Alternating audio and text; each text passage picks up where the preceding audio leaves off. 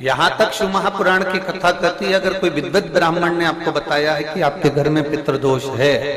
कोई विद्वान ब्राह्मण ने बता दिया कि आपके घर में काल सर्प दोष है, कोई विद्वान ब्राह्मण ने बता दिया कि आपके यहाँ पर ये वास्तु दोष है और इस दोष को मिटाना जरूरी है, कोई ने आपको बताया, उस समय पर हमें घबराना नहीं।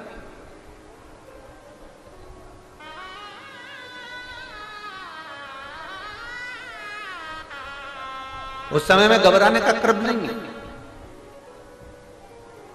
कहते हैं पीपल का जो जल झड़ता है पीपल के वृक्ष से,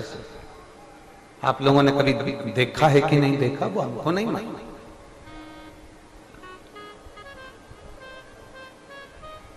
कितना भी अगर कोई वास्तु दोष बता दिया, पितृदोष बता दिया, काल सर्प दोष बता दिया, कितना भी अगर कोई दोष बता दे,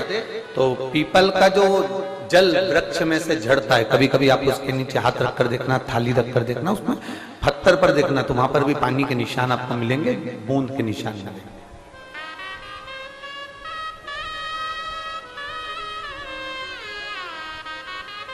मात्र उस पीपल के वृक्ष के जल की एक बिंदी, एकमात्र बिंदी, शंकर भगवान का जो शिवलिंग है, जलाधारी है, चरण है, गणेश कार्तिकेय का स्थान है, अशोक सुंदरी का स्थान है, और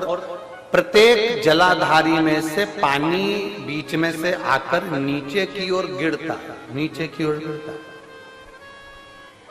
आप लोगों के स्मरण में हमने पहले भी बताया कि राइट में किसका स्थान है? गणेश जी का, लेफ्ट में कार्तिकेय, बीच में अशोक सुंदरी। ये क्या है? पार्वती जी का हस्त कमल, शिवलिंग, और ऊपर से जो जल एक एक बूंद शंकर जी के शिवलिंग पर गिर रहा है, वो शंकर जी की 5 लड़कियां, जया, विषहरा, शामली बारी, दौतली और देव, शंकर जी की 5 लड़कियों, एक एक बूंद पानी शिव जी पर गिरा। जहां जल नीचे गिरता है उस स्थान से जहां तक जल बहकर जा रहा है, उस स्थान तक 33 कोटि देवताओं का स्थान,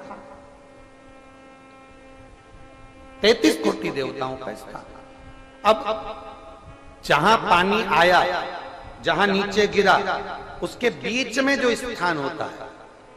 आप लोगों ने देखा है कि नहीं देखा? जिनने देखा है जरा हाथ उठाओ।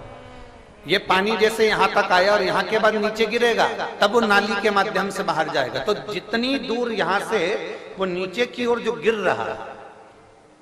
यहां से वो नीचे की ओर जो पानी जा रहा है, ये जो स्थान होता है, ये हमारे 3 दोषों को निवारण तुरंत कर देता है।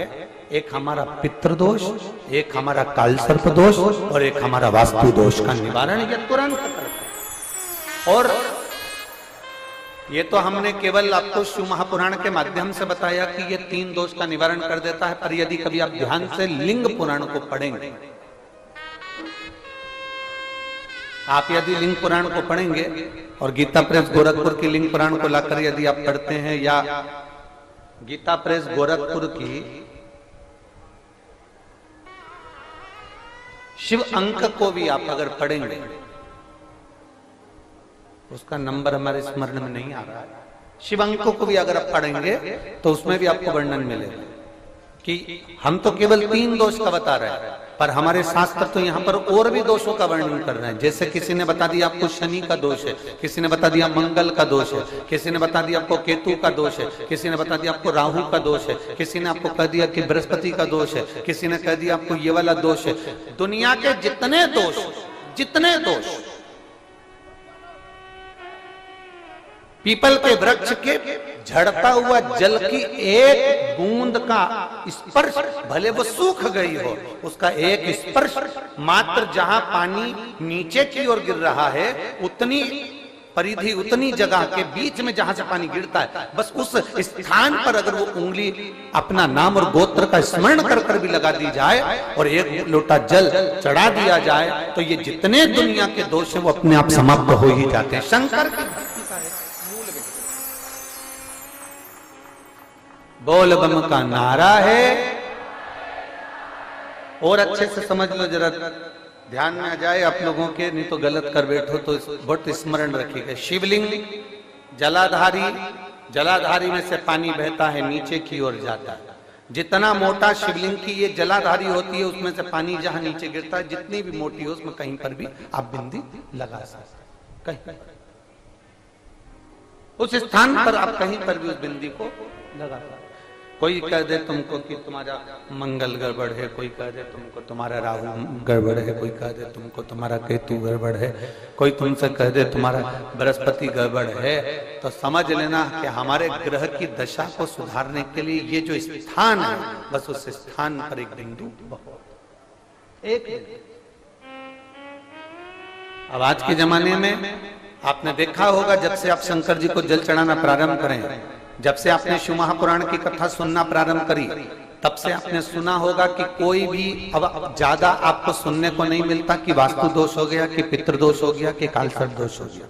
इसके पहले का जो समय था, उस समय किसी को भी पत्रिका दिखाओ, किसी के पास भी जाओ, वास्तु दोष, कालसर्प दोष, पितृदोष, ये सारे दोष चलते रहते थे। पर तुमने जो एक लोटा जल शंकर भगवान को समर्पित करा, तुम्हारा चढ़ा हुआ जल उसी स्थान से नीचे गिर रहा है जहां हमने बिंदी लगाने का बताया, वहां से नीचे गिर रहा है, तो तुम्हारा दोष जल चढ़ाते चढ़ाते अपने आप वो दोष समाप्त होता चलेगा।